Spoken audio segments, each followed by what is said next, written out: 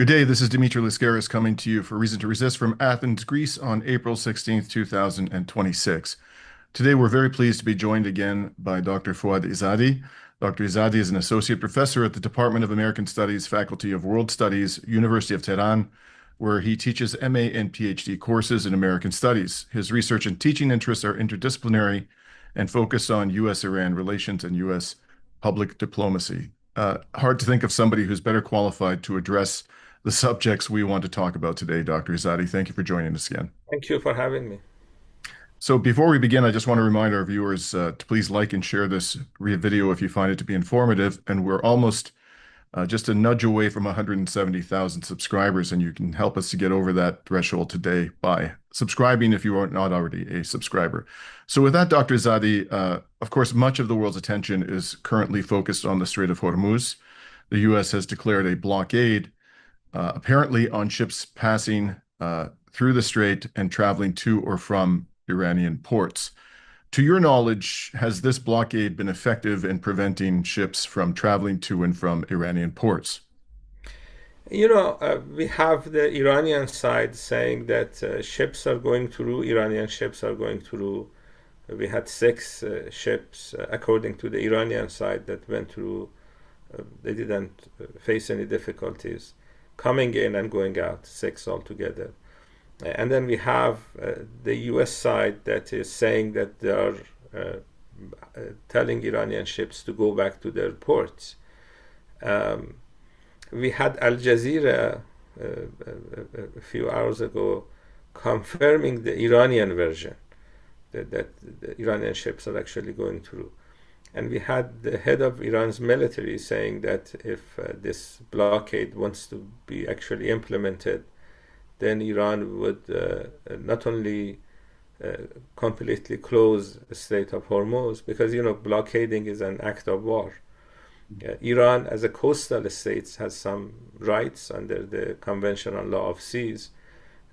Ships that pass through these waterways need to make sure that it's innocent passage. This is the terminology they have. That's Article 17 of Convention on Law of Seas.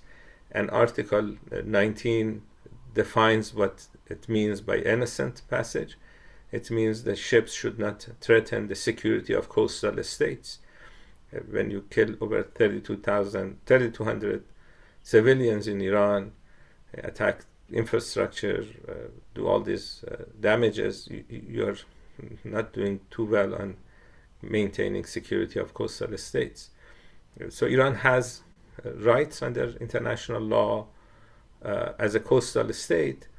United States is 11,000 kilometers away. The United States is not a coastal state in the Strait of Hormuz.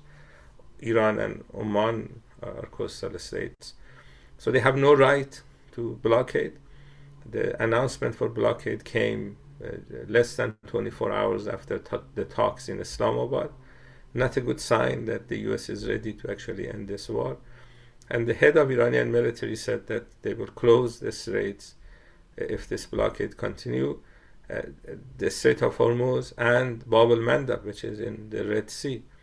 And, Iran can do that on its own. The range of Iranian missiles reach Bab al-Mandab from Iran. So Iran, with 2,000 kilometer ballistic missiles, Iran has plenty of those. Iran can close Bab al-Mandab on its own. They don't need the help of Yemenis to do that. Mhm. So overall, the Trump administration is escalating. Not a good sign. And we had this Washington Post report yesterday saying that thousands of fresh American troops are coming to this region. So we have to wait and see whether the US side is serious about these talks or they're just resting and getting ready for the next round of attacks on Iran. Yeah, now, I do want to come back to this troop buildup in a moment, but I just, for a moment, I'm curious to hear your thoughts about how the Arab autocracies in the Persian Gulf view this blockade. Have you been able to glean from their public statements or private leaks of information whether they support it, whether they're opposed to it, whether they're neutral? We had the U.S. Secretary of War. I think he should be called the U.S. Secretary of War Crimes, because that's what they are actually doing. He said that these Persian Gulf states are fighting shoulder to shoulder. I'm quoting him, shoulder to shoulder with the United States against Iran.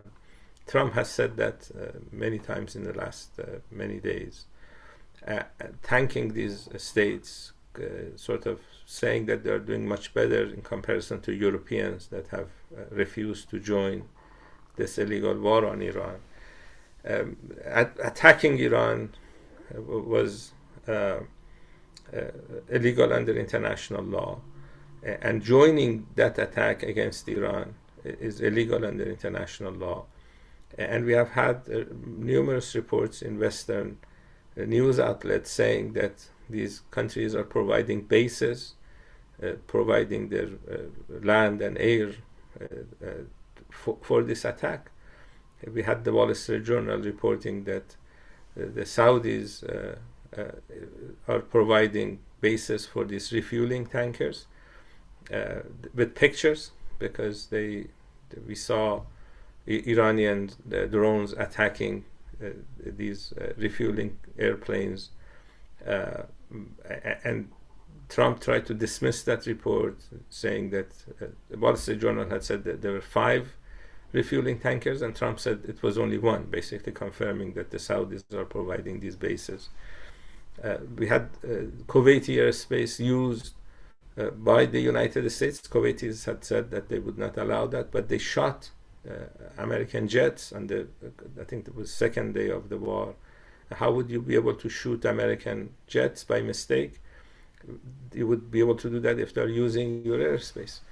So these states, Persian Gulf states, are very much in line with what the U.S. is doing, and they're going to be responsible.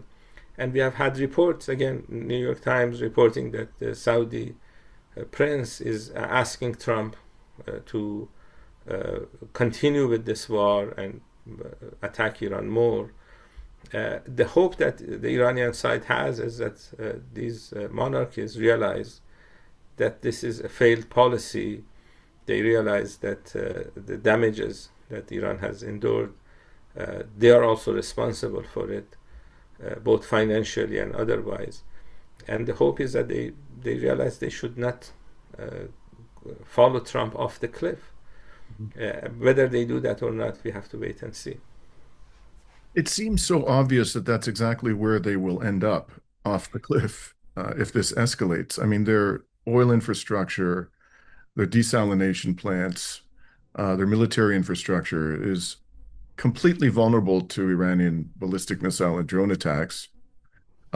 What do you think the motivation is on their part to support this? Is it that they simply don't have a choice because Washington demands it and they're entirely vulnerable to Washington? Is this religiously motivated? Is it delusional incompetence? Why do you think they would support this escalation when they are extremely existentially vulnerable to counterattacks from Iran? I don't think it's religiously motivated. These people are not religious people. They belong to the Epstein class. You have seen all the pictures, them partying with Epstein. These are client states of the United States. A lot of times they don't have any choice. And since they know they don't have any choice, they just pretend to have choice, and they pretend to support the United States on their own will. The U.S. Is good at changing princes when they want. The current prince in Saudi Arabia, Mohammed bin Salman, was not supposed to be the crown prince. It was his cousin, Mohammed bin Naif, that was supposed to be the next king.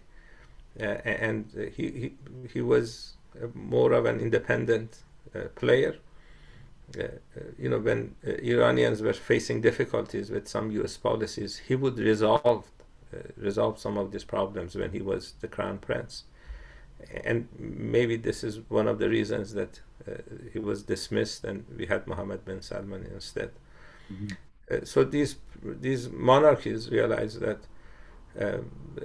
they need to listen to the United States. They have an opportunity now to free themselves from this type of treatment. Trump talks about, you're a family show, so I don't know if we can repeat profanity, but Yeah. Trump was talking about Mohammed bin Salman kissing his ass. Mhm. I'm sorry for, I mean, I'm just quoting him. That's right. So if you are a Saudi government official and you have access to all this petrodollars, uh, just freeing yourself from this type of treatment, at least diversifying uh, your allies. Um, this is the choice, but the better choice. We are moving towards a multipolar world. The United States is a country in decline. How do we know that? They elect someone like Trump as president. This is a sign that the United States is a country in decline. But Mhm. whether they would use this opportunity to free themselves from American hegemony, that's something that we have to wait and see. I'm not very optimistic. Yeah. So I'd like to focus for a moment on the Chinese government's reaction to this blockade. Several government officials have issued statements about it in recent days, and taken together, I think these statements have created some confusion, and quite intentionally, perhaps, from the Chinese government about how it intends to deal with this blockade. So, for example, we had a statement by the Minister of Defense, which basically told the Americans, you better not try to interfere with our maritime trade with Iran. And then there seemed to be some backtracking from that by the Chinese Foreign Ministry. And more recently, in a response to a question from about the blockade from, I believe it was a Russian journalist, a spokesperson from the foreign ministry said the following. His name was Guo Yakun. Quote, with a temporary ceasefire agreement still in place, the United States ramped up military deployment and resorted to a targeted blockade. This will only aggravate confrontation, escalate tension, undermine the already fragile ceasefire, and further jeopardize safe passage through the Strait of Hormuz. It is a dangerous and irresponsible move. China believes that only a complete ceasefire can fundamentally create conditions for easing the situation. We urge relevant parties to honor the ceasefire agreement, stick to the direction of peace talks, and take concrete actions to de-escalate the situation so that normal traffic via the strait will be able to resume as soon as possible, close quote. So clearly, the Chinese government condemns the blockade, but it's not clear what it's going to do if the United States does attempt to interfere with maritime trade between Iran and China. What do you expect the Chinese government will do? First of all, do you think that the Americans will even dare to do that? And secondly, if they attempt it, how do you think the Chinese government would respond? This is normal. Um, in Iran, we have a similar situation. What people at the foreign ministry think and say is sometimes not exactly the same terminology that people in the Iranian military use. And you see that in China, in the Chinese foreign ministry, there are people who want to keep good relations with the United States. And generally, the militaries are more hawkish when it comes to the national interest of countries and making sure the other side is uh, not engaging in hostile activities. This is the job of the armies. Uh, so people in Iran understand these things because they see these things in their own country. Militarily, Iran does not need the help of China. Uh, Militarily, Iran can manage on its own. Uh, China has been a friendly country. They have been buying Iranian oil. They are going to be negatively affected if this blockade continues. And I think this is a decision for the Chinese government to make. Trump is going to China. He's supposed to go to China in May. And I think one reason he's going to China is to encourage Chinese to be on his side. But Chinese are smarter than that. They realize that Trump is not doing well politically We are not even sure if he's going to finish his term. And Iran is going to be around for many, many years after Trump has left the White House.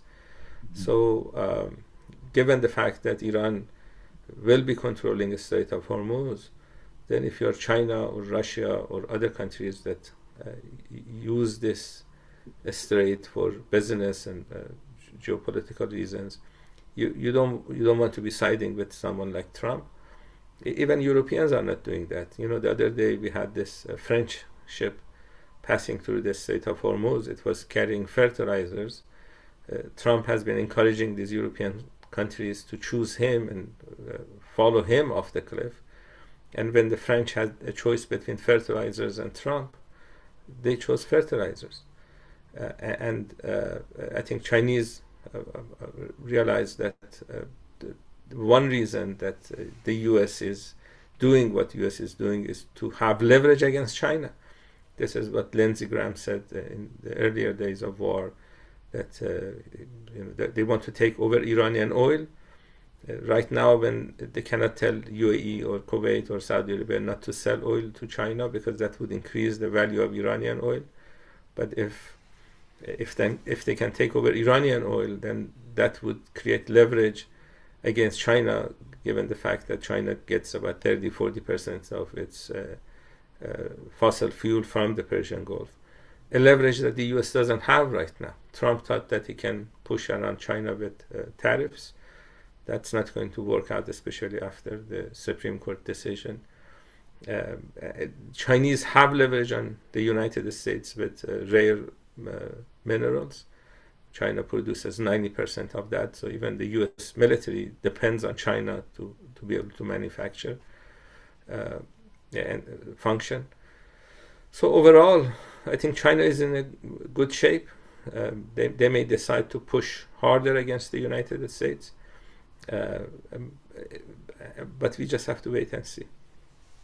That French vessel you mentioned carrying fertilizer, is it your understanding that it paid a toll for passage through the Strait of Hormuz? The U.S. has said that if ships pay a toll, they're going to be upset. So I think they're going to keep that secret. It's in the interest of the ship owner to not to publicize that, because they don't want to be harassed by the United States, and Iran doesn't need to publicize it either. So this is if you have the Turkish government collecting passage fees, this is what they call it, on the straits that they have access to. Australia, Torres Straits, they collect, since they're a member of a party to the Conventional Law of Seas, they don't call it the passage fee, they call it pilotage fee, but they force every ship that goes through the Torres Straits to pay that pilotage fee. Canada does the same thing. Denmark, the countries that are members of the Conventional Law of Seas, they collect money from the straits they have access to, and they call it pilotage fee. And countries like Turkey that are not party to the Conventional Law of Seas do it, and they call it passage fees. And Iran is going to collect fees.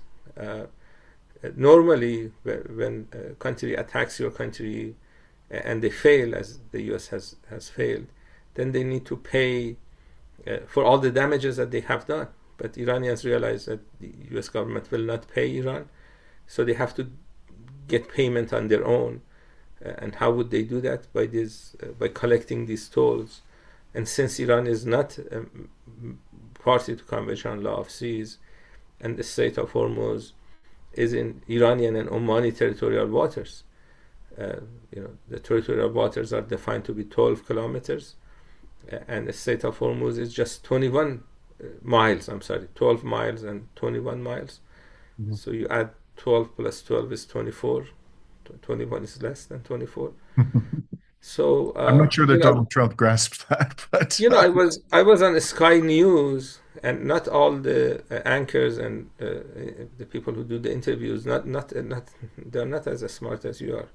So this anchor at Sky News uh, asked me why would Iran want to collect tolls, and I asked him, do you know that the territorial waters are defined to be 12 miles? He didn't know that. Then I asked him, do you know what's the width of Strait of Hormuz? He didn't know that. So I had to tell him these things. And then you have to joke. So he said that you do know that 12 plus 12 is 24. And then you do know that 21 is less than 24. So, since I do these interviews sometimes just for the fun of it, I have to do these things. You're a patient man, Dr. Izadi, that's Yeah. for sure. So let's move on to Donald Trump's latest extravagant claim. He gave an interview with Fox News within the past 24 hours in which he said that he believed that this war would soon be over, and that he either stated outright or insinuated that the negotiations were about to resume. So, to your understanding, Dr. Izadi, are negotiations currently taking place? And if not, do you believe there to be an agreement, a firm agreement to resume those negotiations imminently? We have the Pakistani army chief, Field Marshal in Tehran. He arrived last night, and he's bringing an American proposal, and then he's going to Washington after he leaves here. I guess he's taking the Iranian answer to Washington. Iran has always been available for an agreement on its nuclear program. Iran did that in 2015. It was working until Trump left it in 2018.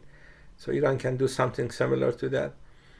But if the US is demanding to limit Iranian ballistic missiles, that's not going to happen because Iran needs these missiles to hit Tel Aviv and Haifa next time Israelis attack Iran.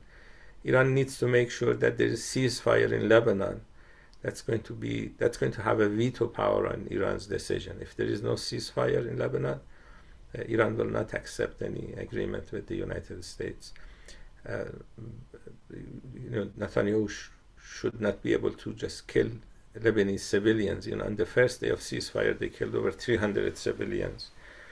That should not be allowed.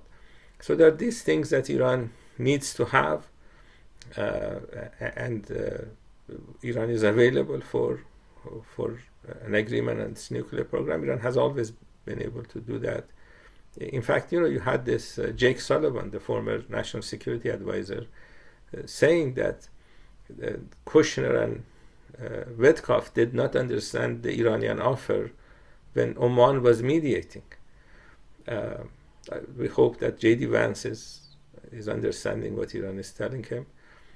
So Iran is available for that, but other things Iran would not be available.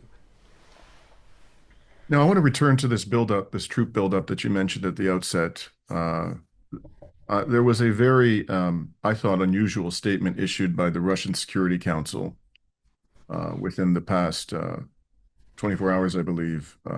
It was a warning.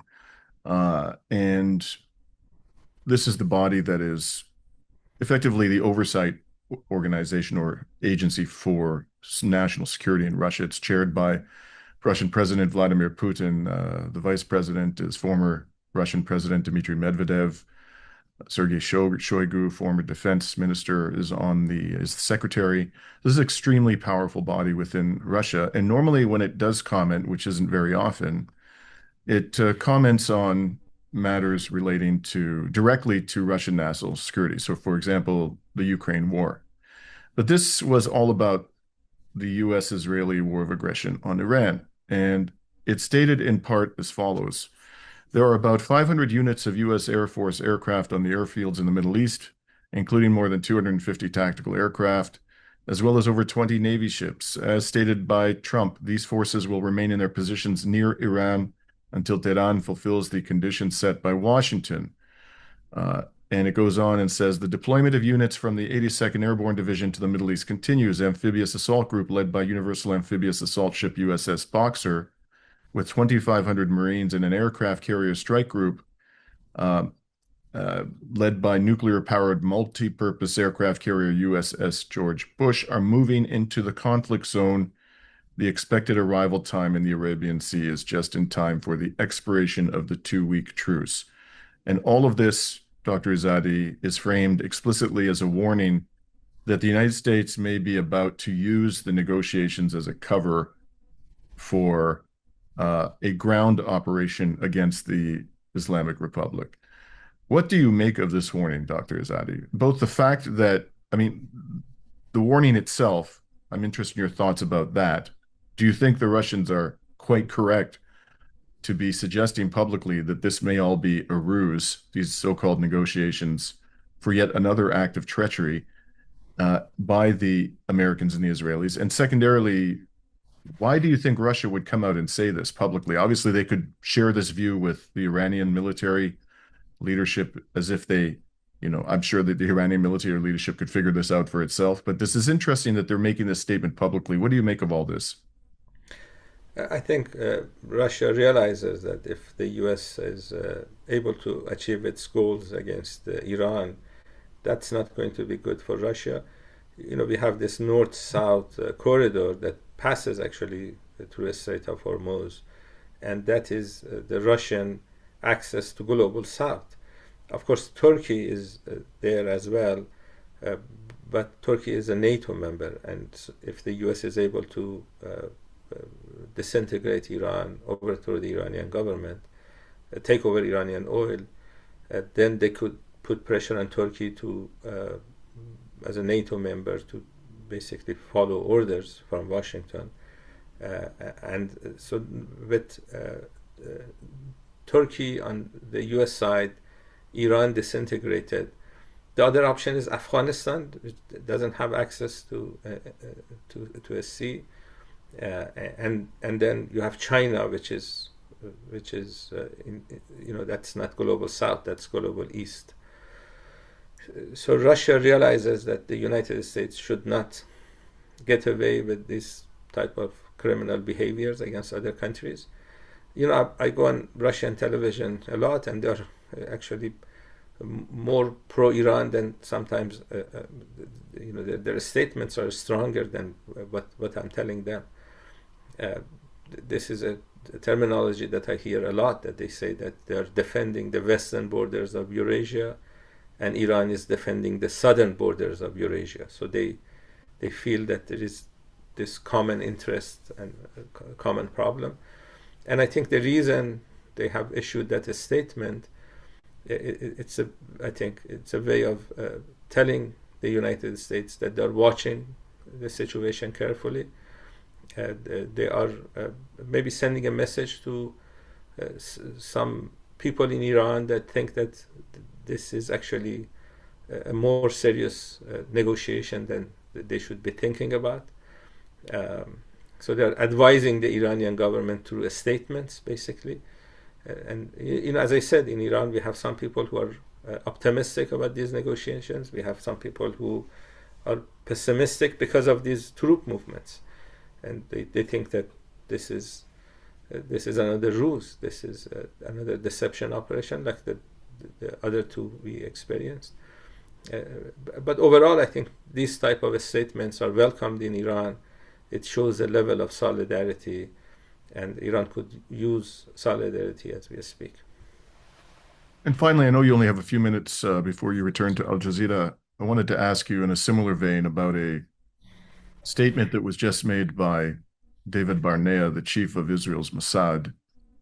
He gave a speech uh, in which he said that, I believe this was at a Holocaust remembrance event. He said that the Mossad's mission in Iran will not be over until there has been regime change. And he made quite clear that whatever the outcome of these negotiations may be, the Mossad will continue working to overthrow the current government of Iran. And he said quite openly in this speech, by the way, it's not that we didn't already know this, that the Mossad was arming agents within Iran during these protests in January for the purpose of targeting the security forces. Just came right out and said it. But in any case, when I combine this statement from the chief of the Mossad, public statement, with what the Russians are saying, and the whole history of U.S.-Israeli treachery, its disregard for ceasefires, for peace agreements. It seems to me quite clear that they have not yet settled upon, they have not come to grips with the reality that the only way to secure peace and stability in the region is to make significant concessions to Iran and to stop waging war in Iran. I just personally, I'm deeply skeptical that this is going to go anywhere. I'm curious what you make of all of this. I agree with you. And Trump a few days ago said the same thing, that he sent arms to the so-called protesters. When if someone in Iran receives arm from Mossad or the United States, and they use that arm to shoot at police, in English they don't call that person a protester. That they call that person a Mossad agent, an American agent, a cop killer, a police shooter. So the United States organized that coup. We had a coup in Iran in 1953, which was successful. We had another coup in 2026, January, that was not successful. The idea that US and Israel had was that maybe they could overthrow the Iranian government in the 2026 coup, so they don't have to attack Iran militarily. That failed. And I'm very surprised when I hear, media outlets on the progressive side in the United States, like Amy Goodman, Democracy Now. They insist on not realizing that Iran experienced a coup. They're very good at 1953 coup. They remember that. They talk about that, but they refuse to acknowledge the fact that what Iran saw in 2026 in January was another coup. So they bring analysts that call these people protesters. Uh, uh, we did not experience a protest, we experienced a coup. In the first couple of days, we had genuine protests, but once those protesters realized that Mossad is taking over, they stayed home. They didn't continue. And we lost over 200 police officers. How would you lose police officers when they are shot at? And this is what Israelis have acknowledged. This is what the US has acknowledged. They needed this to demonize Iran. Right before the war, in his State of Union address, Trump said that Iran had killed 32,000 people, exaggerated numbers. The Iranian government published the names of all victims, about 3,000 people, and most of them, we had over 200 police officers killed, and then 2,200 people, ordinary citizens, killed by these Mossad Israeli American agents to increase the number of deaths so they could demonize Iran later on when they wanted to attack Iran. So realizing this fact, realizing that the US needs to demonize the other side before they start shooting, is something that is not very difficult to understand. This is what the United States has been all about. I was talking to this African American professor last night in the United States, and this is what they did with the African slaves. They said that these are not human. They're not really human. They looked at Africans as subhuman. That's how they could enslave them and use their labor in the manner they did. So the U.S. was started with demonization of the people that they wanted to exploit, and not remembering that fact when it comes to Iran is very puzzling to me. Thank you very much for joining us today, and please stay safe, Dr. Izadi, and we look forward to our next conversation.